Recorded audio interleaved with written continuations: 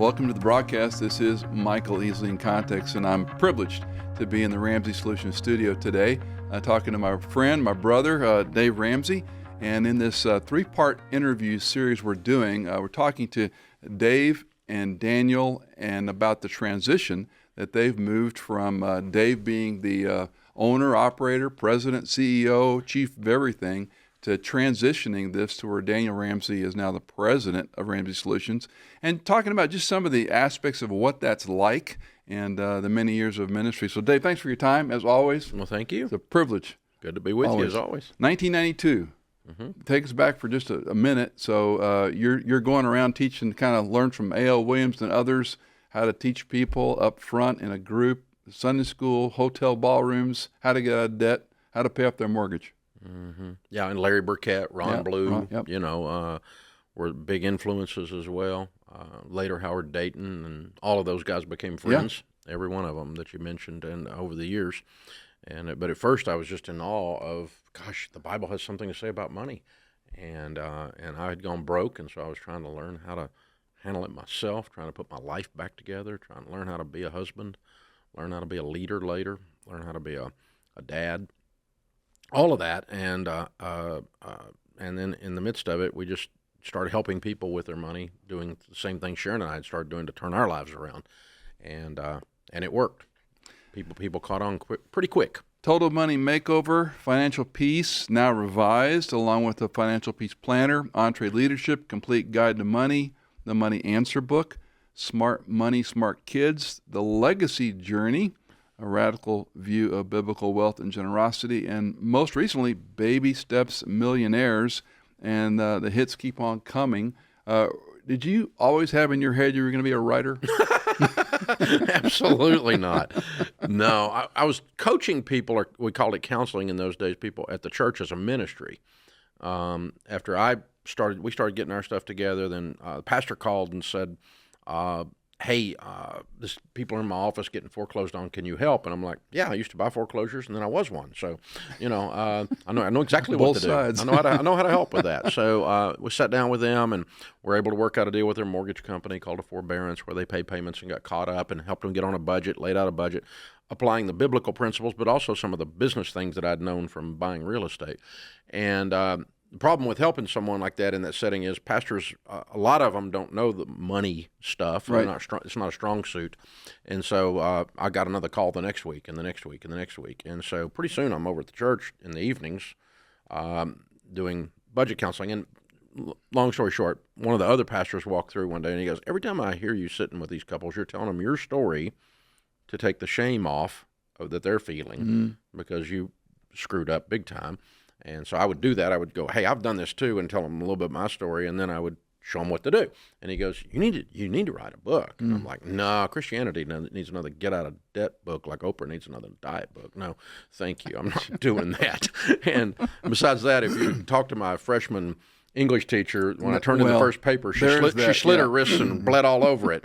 And so English is my second language. Hillbilly's the first one. And so, but he kept on me, and finally I sat down and typed out a book, and it was horrible. And but I printed it anyway, and it sold. And then we had finally sold enough of them. We had somebody come and help me with the grammar, and we retypeset it. And then a publisher came along, and it was Financial Peace, and it took off. And gosh, that thing's done 3 million something copies now over a bazillion years now. But I mean, it just keeps selling. I still get checks on it. But no, I was not a writer. I'm still not a great writer. I'm very good about putting down a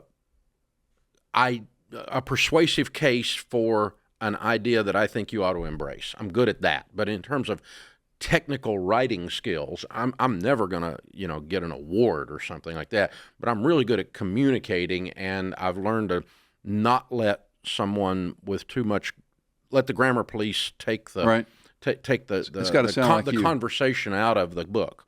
And as long as you can have a conversation with me on the page, we found those work. And so, but that's definitely not literary works of art.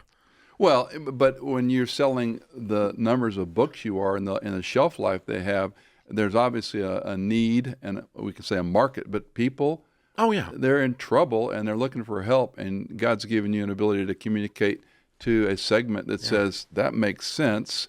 If we got out of debt, we did these baby steps, and going forward. I'm good at helping people with money, and books is one way we do it.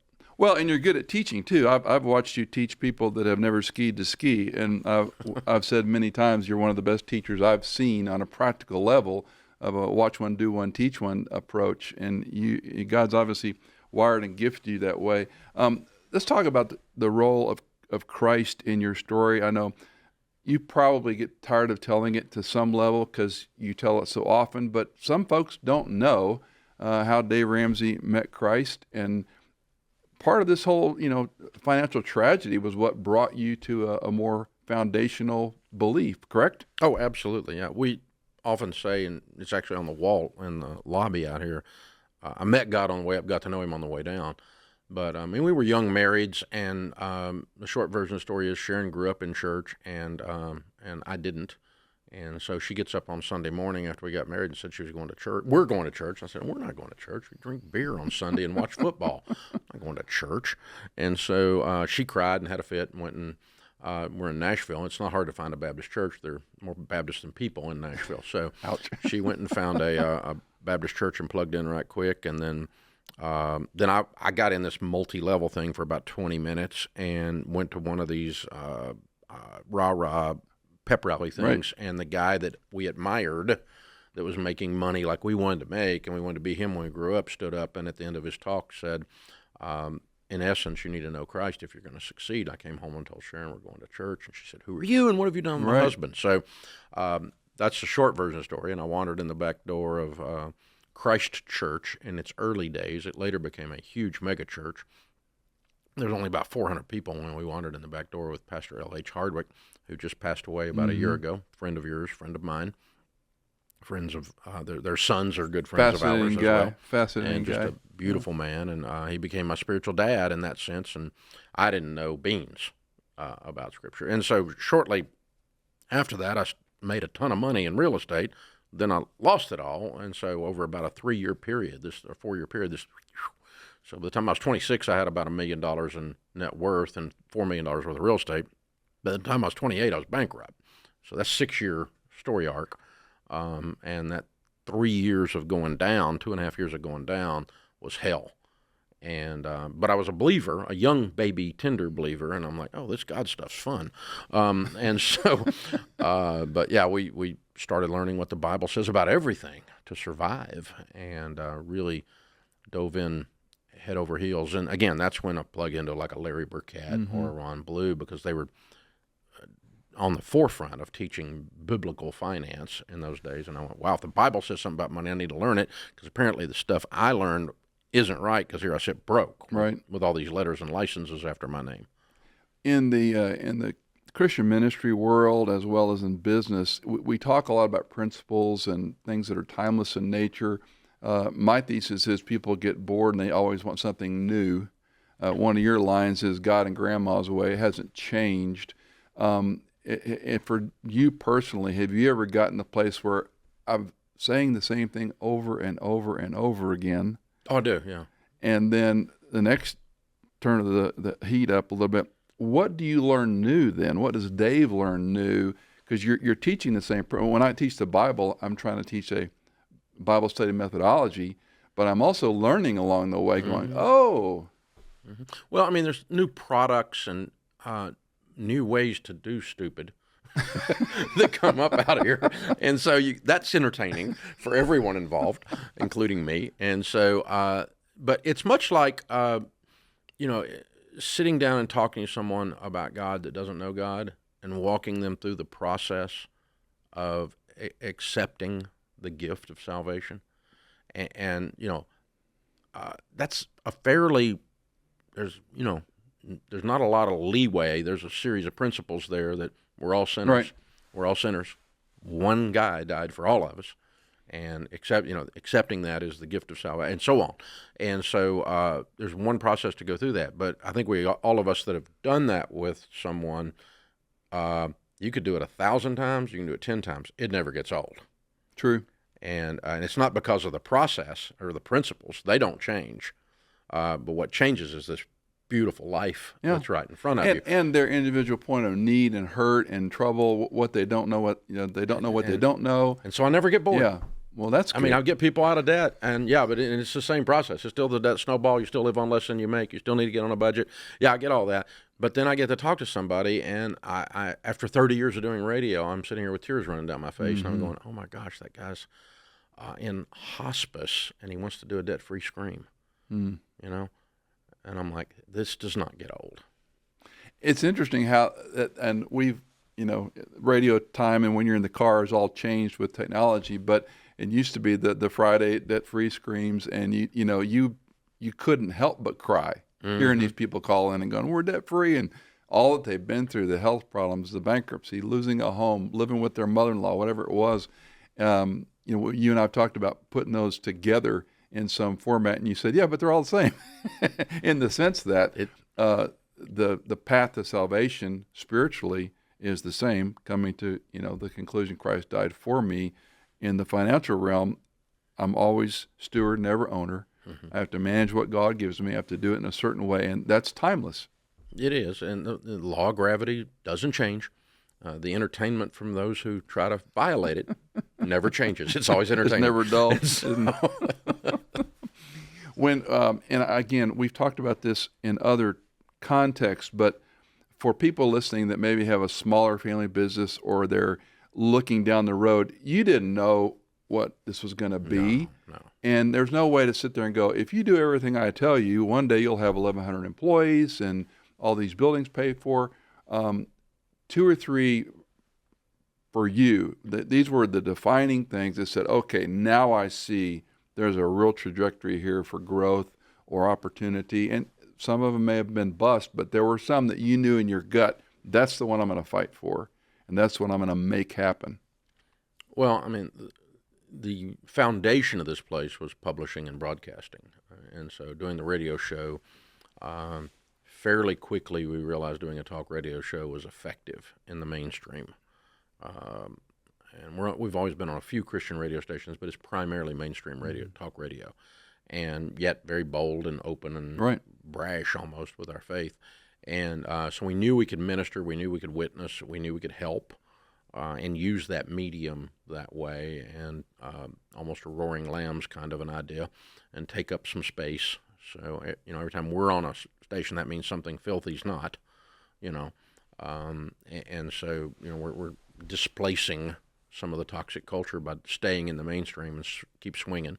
And just, but year over year over year, I mean, we thought, gosh, if we could ever get 100 stations. And then we thought, gosh, if we ever get 200, maybe we would be respected.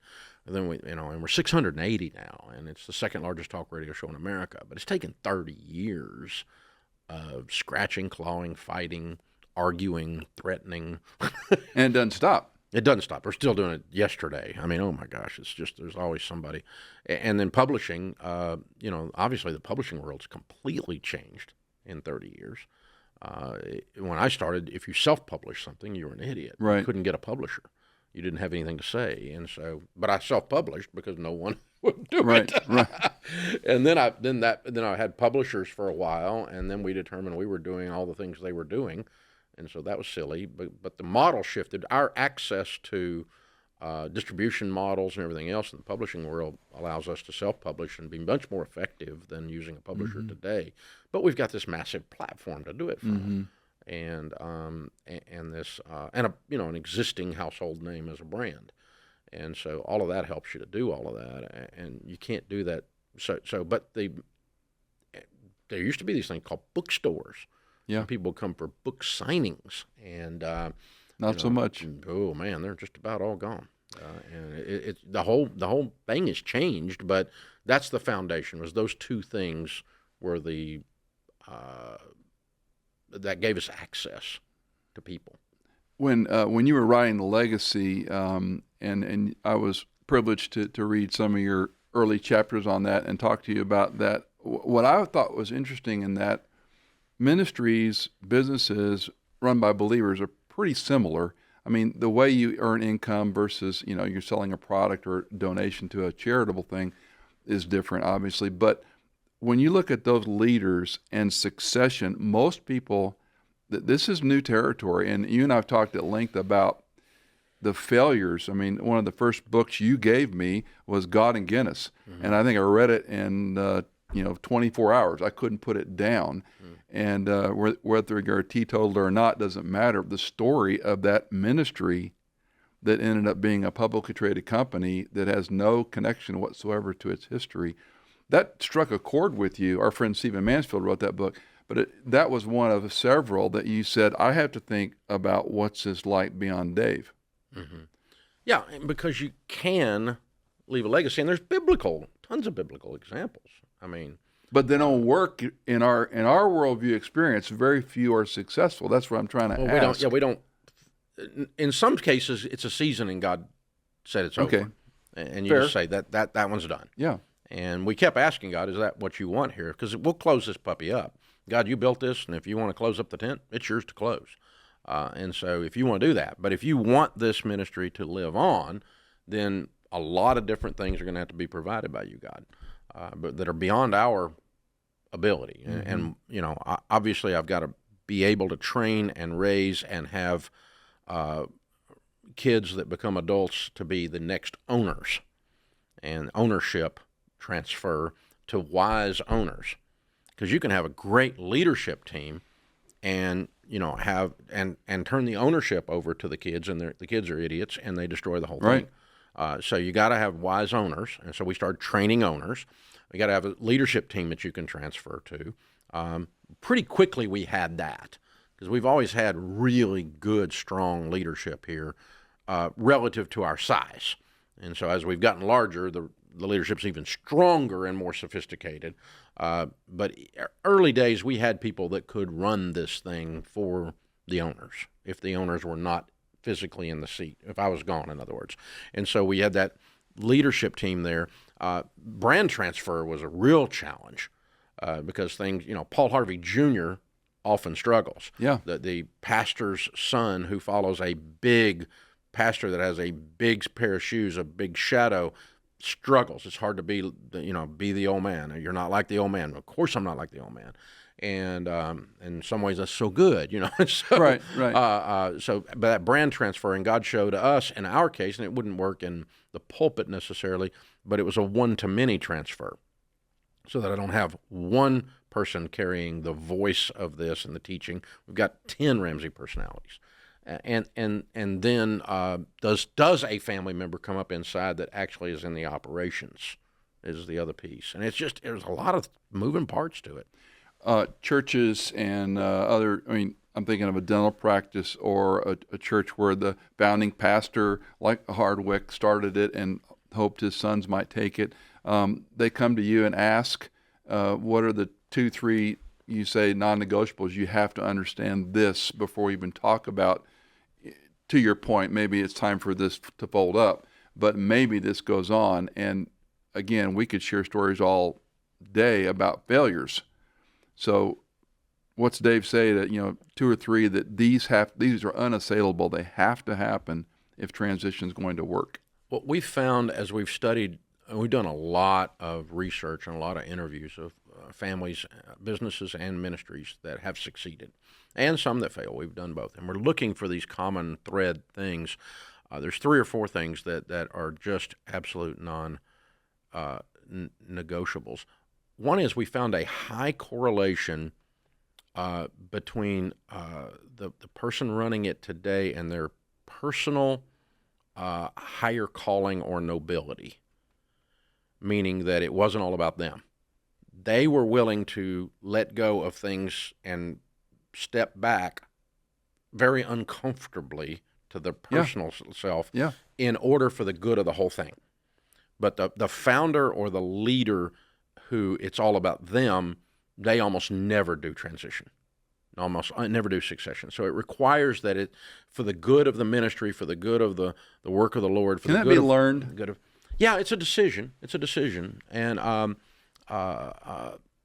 it really does come down to stewardship. For me, it was fairly easy because not easy to get the concept, because it's a stewardship thing. I don't own it. It's not mine. Yeah, but a lot of pulpits in America that are our friends, and they own that thing. I baby. know. But that's what I'm saying. Even in that case, they've got to step back and go, this is not mine. My job is to manage it well, and I'm not doing my job by letting it go into the grave with me. My job is to hand it off. That's thing one, is higher calling. Second thing is, if you're not already working on transition, you're late. It's just the more gradual the transition, the more time you have to fine-tune, and the smoother it goes. So the longer the plan, the better. The shorter the plan, and of course the world's worst plan is what typically happens is the old man grabs his chest, is dying of a heart attack, falls back into the grave, and as he's falling back, throws the keys out, right? And that's the worst, right? Because now everybody's trying to go, I don't even know where the checking account is. Yep. I don't even know where this is. I don't know where that is. So the more gradual, the better. A higher calling, we found that to be a best practice, that you can step back and say, it's not mine, it's not mine. And I have to remind myself of that, because I get great joy out of what I do. Yeah. Including it's running evident. this place. Yeah, it's evident. And so the problem with planning to be less important is it works. You become less important. It's a problem. You're marginalized real quickly. Yeah, and they'll remind you of it. Yeah. But you told me this. I'm like, yeah, I know, but shut up. Yeah. And so, and then along the way, you've got to wear the hats, stay in your roles. And, as you talk to Daniel, as you talk to me, as you talk to anybody in this place, it's when you're at work, you're wearing the boss hat. When you're at home, you're wearing the grandpa hat or the daddy hat or the husband hat or whatever, and don't mix them. So husbands and wives that work together, when you speak to your team member like it's your wife, yikes. It's a completely different voice tone, a completely different process. When the wife whines at work like she's being a wife rather than being a professional. I talked to a couple the other day. She was the chief marketing officer and he was the CEO, and they were having these arguments like loud arguments at work. And I said, do you talk to your other team members that way? No. So why would you think you could talk to your this team member that way? It's a role violation. Yeah. So when you're at work, you be what you're at work. When you go home, you change hats. Your Thanksgiving dinner, this is my son. Here's the president. What concerns you most about when you look at Ramsey Solutions and that person who's calling in for the first time or upside down financially? What keeps you awake?